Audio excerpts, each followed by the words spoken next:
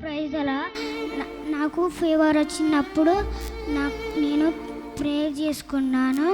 అప్పుడు నాకు మంచి ఆరోగ్యం ఇచ్చి మంచి శక్తి నుంచి మంచి బలం ఇచ్చి నాకు మంచి ఆరోగ్యం ఇచ్చారు. ఇచ్చి నీ సాక్ష్యం దేవుడు దీవించు గాక. ఎవరిచ్చారు? యేసయ్య. గట్టిగా చప్పట్లు కొడతారా? ఆమేన్. ఈ వారం అంతా మరి తన్వికి అస్సలు బాలేదండి. మరి బాబు అనారోగ్య పరిస్థితిలో ఉన్నప్పుడు నిజంగా దేవుడు కృప చూపించారు. 3 days ఫీవర్తోనే ఉన్నాడు. మరి మీకు ఎంతమందికి తెలుసు సండే స్కూల్ క్యాంప్ జరిగింది? తెలుసు కదా, సండే స్కూల్ పిల్లల క్యాంప్ జరిగింది, సండే స్కూల్ రిట్రీట్ జరిగింది. అసలు ఆ రోజున బాబుకి చాలా జ్వరం.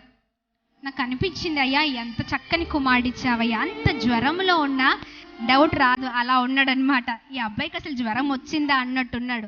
కంప్లీట్గా దేవుడు తన సేవలో కుమార్ని వాడుకుంటున్నాడండి. హల్లెలూయా.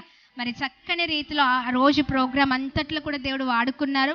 ఇప్పుడు కూడా మరి మేము మందిరానికి వచ్చే ముందు కూడా బాబు చేతికి క్యాన్లో పెట్టుంది. మరి సెలెన్స్ ఎక్కుతున్నాయి, ఎందుకంటే బ్లడ్లో ఇన్ఫెక్షన్ అని డాక్టర్ చెప్పారనమాట.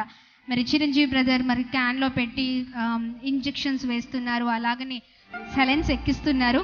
మరి మాకు అనిపిస్తుంది నిజంగా అది పెట్టుకున్నా వాడు మాత్రం ఆగట్లేదు. హల్లెలూయా. ఇప్పుడు వచ్చేటప్పుడు చెప్పాడు, మమ్మీ త్వరగా తీసే, ఎందుకంటే ఈరోజు రిధం పాడి కొట్టేది ఎవరు? నేనే కొట్టాలి, ఎవ్వరు లేరు మమ్మీ అనుకుంటా. మరి ఆ క్యాన్లో మొత్తం అంతా కూడా రిమూవ్ చేసుకుని చెప్తున్నాడు. మళ్ళీ నాకు చెప్తున్నాడు, మరి ఎట్లా అమ్మమ్మ అడుగుతున్నారు, ఎట్లా నాన్న మళ్ళీ పెట్టాలంటే చాలా పెయిన్ కదంట.